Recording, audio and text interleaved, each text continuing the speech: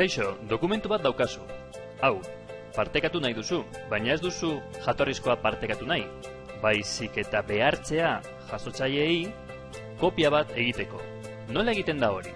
Lehenengo pausoa, partekatu behar duzu dokumentua.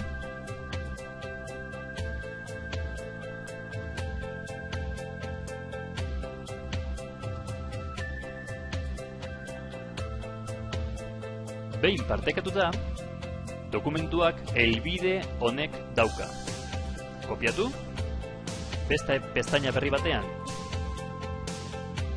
itxatzi helbide hori, eta helbide berri honi kendu, edit, eta hurrengoa, ezabatu hori, eta idatzi kopi. Kopiatu helbide hau, eta hau da partekatu behar duzun helbidea. Begira, beste erabiltzaile batekin irekitzen badugu internet, eta kopiatzen badugu helbide berri hori, begira, kopi dago, sartzean, derrigorrez behartzen gaitu kopia bat egiteko.